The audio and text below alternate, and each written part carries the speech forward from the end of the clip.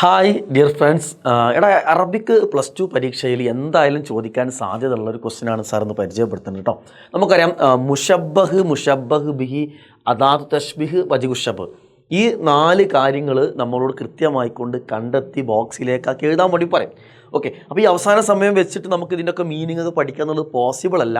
Just നിങ്ങൾ ഓർക്കാൻ വേണ്ടി മാത്രം മീനിങ് പറഞ്ഞുതരാം കേട്ടോ. മീനിങ് അറിയില്ലെങ്കിൽ ഇതിൻ്റെ ആൻസർ എങ്ങനെ എഴുതാൻ സാറ് പറഞ്ഞുതരാം. റെഡിയാണല്ലോ? മുഷബ്ബഹ് എന്ന് പറഞ്ഞാൽ ഈ സെൻറ്റൻസ് മിക്കവാറും ഒരു കാര്യത്തെ മറ്റൊരു കാര്യത്തോട് കമ്പയർ ചെയ്യുന്ന സെൻറ്റൻസ് ആയിരിക്കും. അങ്ങനെയെങ്കിൽ എന്തിനെയാണോ കമ്പയർ ചെയ്യുന്നത് അതിനെന്ത് പറയും? മുഷബ്ബഹ് എന്ന് പറയും. ഓക്കെ, മുഷബ്ബഹ് ബിഹി എന്ന് പറയും എന്തിനോടാണോ കമ്പയർ ചെയ്യുന്നത് അതിന് മുഷബ്ബഹ് ബിഹി എന്ന് പറയും. അതാണ് തശ്ബീഹ് എന്ന് പറഞ്ഞാൽ കമ്പയർ ചെയ്യാൻ ഉപയോഗിക്കുന്ന അക്ഷരം ഏതാണ് എന്നുള്ളതാണ്. ഓക്കെ, 4ാമത് വജ്ഹു ശബ്ബ് എന്ന് പറയും ഇങ്ങനെ കമ്പയർ ചെയ്തിട്ട് എന്ത് ക്വാളിറ്റിയാണോ എന്ത് ഗുണമാണോ പറയുന്നത്. ഓക്കെ, ഈ 4 കാര്യങ്ങളാണ് നമ്മൾ ഇതിന് കണ്ടെത്തി എഴുതേണ്ടത്.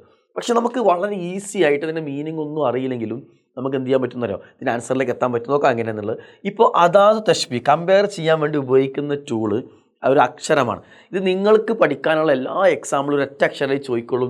ആ അക്ഷരം കാഫാണ് നിങ്ങൾക്ക് ചോദിക്കുക. എന്ന് വെച്ച് കഴിഞ്ഞാൽ നമ്മൾ എന്ത് ചെയ്യുന്നു, ഈ അക്ഷരം ധൈര്യമായിട്ട് നിങ്ങൾക്ക് എന്ത് ചെയ്യാം, അദാത്തു തശ്ബീഹിൽ എഴുതാം. ഇനി ആ കാഫ് എവിടെയെന്ന് കൃത്യമായിട്ട് നോക്കാം. അപ്പോൾ 2 കാഫ് കണ്ടെത്തിയല്ലോ. ഈ കാഫിൻ്റെ മുമ്പ് വരുന്ന വാക്കായിരിക്കും, കാഫിന് മുമ്പ് വരുന്ന വാക്കായിരിക്കും എപ്പോഴും എന്ത് വരിക, മുഷബ്ബഹ് വരിക. ഓക്കെ, അപ്പോൾ കാഫിന് മുമ്പുള്ളതായിരിക്കും മുഷബ്ബഹ് വരിക, കമ്പയർ ചെയ്യുന്ന കാര്യമായിട്ട് വരിക. അപ്പോൾ നമ്മൾ എന്ത് ചെയ്യുന്നു, കാഫിന് മുമ്പ് വരുന്ന വാക്കെടുത്തിട്ട് ഇവിടെ എഴുതുന്നു. ഓക്കെ, ചിലപ്പോൾ കാഫിന് മുമ്പ് 1-2 വാക്കൊക്കെ ഉണ്ടായിരിക്കും കേട്ടോ. അപ്പോൾ അത് അതേപോലെ എടുത്ത് എഴുതാം.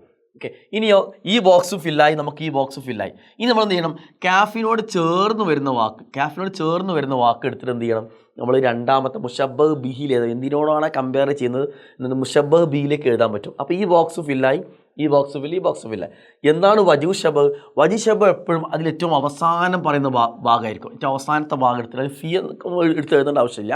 ആ അവസാനം തരുന്ന വാക്ക് അല്ലെങ്കിൽ 1-2 വാക്കുണ്ട് അവസാനം വരുന്നത്, അതെടുത്തിട്ട് നമുക്ക് എന്ത് ചെയ്യാം, ഇവിടെ എഴുതാം. ഓക്കെ, അപ്പോൾ ഈ ബോക്സ് ഫില്ലായി, ഇതും ഫില്ലായി. നമുക്കിതിൻ്റെ മീനിങ് ഒന്നും അറിയാതെ തന്നെ ഈ ആൻസർ എഴുതാൻ പറ്റും. ഓക്കെ, റെഡിയാണല്ലോ? ഈ ട്രിക്ക് യൂസ് ചെയ്ത് നിങ്ങൾക്ക് എന്ത് ചെയ്യാം, 4 മാർക്കിനായിരിക്കും മിക്കവാറും ഈ ചോദ്യം +2 പരീക്ഷയിൽ വരിക. ഈസി ആയിട്ട് ആൻസർ കണ്ടെത്താം. ഓക്കെ, റെഡിയാണല്ലോ? All the best. അസ്സലാമു അലൈക്കും.